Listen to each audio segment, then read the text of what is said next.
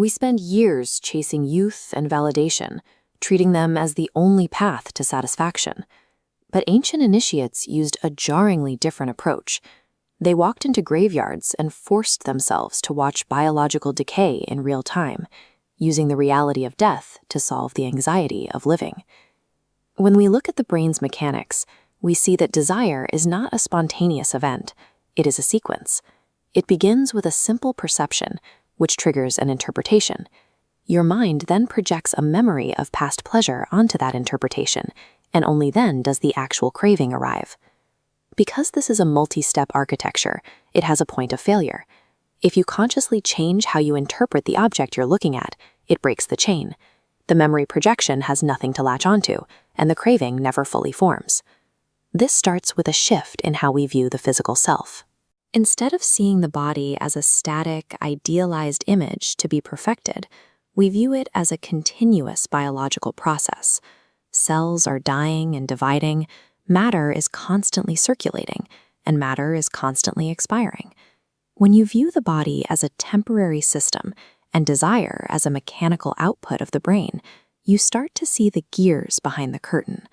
The constant pressure of modern consumerism relies on you ignoring these mechanics. Historically, this wasn't an abstract theory. Teachers led students to riverside cremation ghats, where mortality was on display without the sanitization of modern funerals. They sat in these charnel grounds to witness the physical end of the human story directly. This is the root of Asubha Bhavana, the contemplation of the unattractive.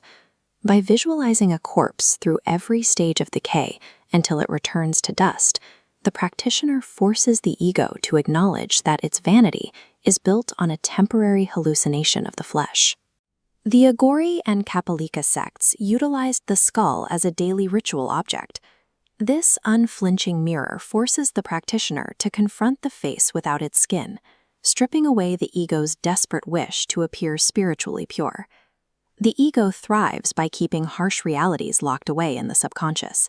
By holding a skull and meditating on decay, the practitioner drags these suppressed shadows into the light. You force the mind to acknowledge what it spends its life avoiding. When you finally accept the fragile, decaying nature of your own body, your perspective on others begins to shift. You stop seeing people as objects to be possessed or as competition to be feared. Instead, you recognize that every human being is walking the same inevitable path toward expiration, and a protective, unshakable compassion for that shared fragility begins to take root. However, this shift in perspective is difficult. This schematic illustrates the risk of psychological overload. Without proper grounding, staring too long at decay can trigger intense panic or dissociation, and even reinforce a deep-seated hatred for the body. You don't need to find a physical skull to apply the core logic. The work is internal. It requires moving from the external world into the subconscious, facing your specific fears with the same unblinking honesty the initiates brought to the charnel grounds. We can test this right now. Pause the video. Identify a specific fear you have about losing your status or your physical appearance. Mentally remove the social stories you use to justify that fear, and simply sit with the raw physical sensation of it in your body for 30 seconds. This exercise is a starting point for seeing how your ego operates. It exposes the fact that many of our deepest desires are actually survival programs hiding behind a mask of vanity.